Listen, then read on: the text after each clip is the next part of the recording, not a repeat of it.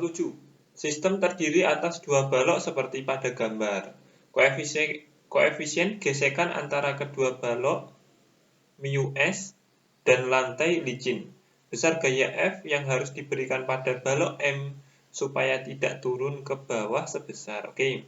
Soal ini kan kita harus menggambar gaya ya, karena berkaitan dengan hukum Newton itu ya. Sigma F sama dengan M dikali A. Karena kemungkinan besar ada yang searah sumbu X, maka kita nulisnya itu sigma Fx sama dengan M dikali AX gitu ya. Sama sigma Fy sama dengan M dikali AY gitu ya. Tapi sebelumnya ya kita harus gambar gaya. Gambar semua gaya.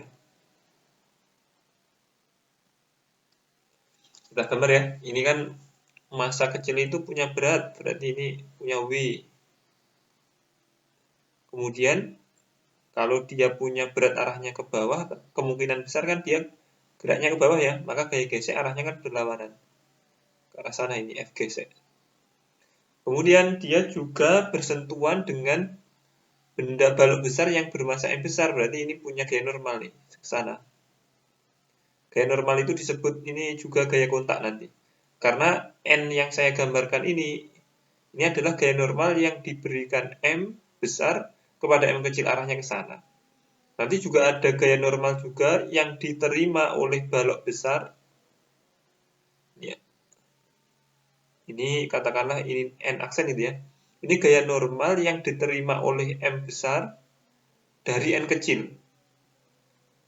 Arahnya berlawanan dengan yang N yang diterima oleh M kecil, mengikuti hukum Newton yang ketiga ya, F aksi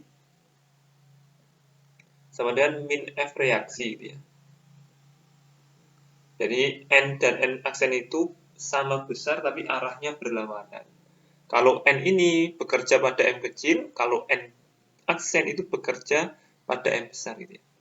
Kemudian kita tuliskan nih persamaan. Kalau sudah gambar gaya, kita tuliskan persamaan. Pada benda M kecil gitu ya. Kita tulis nih sigma Fx sama dengan M dikali AX gitu ya. Sigma F itu kan maknanya dia bernilai positif jika searah gerak. Gaya-gaya, semua gaya dituliskan ke sigma F.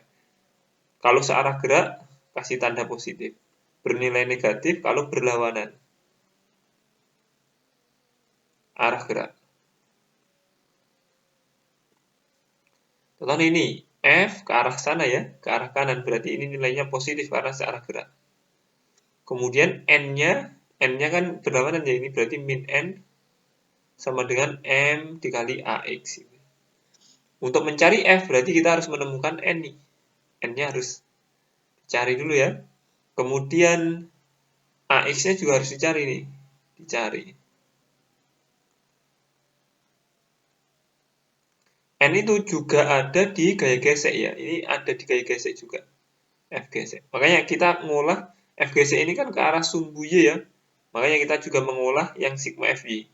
Sigma Fy sama dengan M dikali AY. Karena supaya tidak turun berarti AY-nya ini nilainya 0 gitu ya.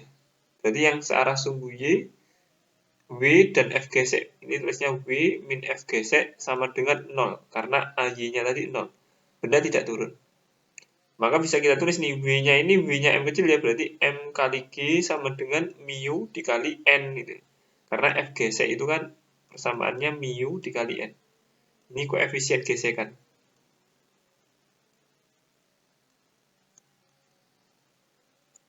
Maka kita dapatkan nih N sama dengan mg per mu gitu ya. Sekarang tinggal mencari A. Nah, untuk mencari A itu kita tinjau yang balok besar. Pada balok besar ini yang searah sumbu X hanya ada N aksen. N aksen nilainya sama dengan N gitu ya. Maka boleh kita tuliskan di sigma Fx pada balok besar itu sama dengan M besar dikali AX. Yang searah sumbu X hanya ada N aksen, berarti N aksen sama dengan M kali AX. Ingat, N aksen itu dengan N itu sama, cuma arahnya saja yang berbeda ya.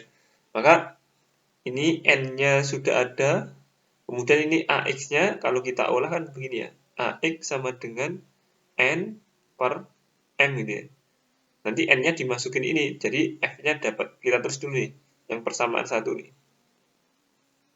F dikurangi N sama dengan M dikali AX. Berarti F dikurangi MG per mu sama dengan M dikali N per M besar. Berarti ini kan jadinya begini ya, F sama dengan M per M besar dikali N. N-nya itu yang Mg per mu ditambah ya, ini min jadinya plus. Ini Mg per mu gitu ya. Mg per mu-nya bisa dikeluarin jadinya begini. Mg per mu sama dengan, bukan sama dengan, dalam kurung M per M besar ditambah 1. Jadi jawabannya adalah yang ini ya, yang D ya.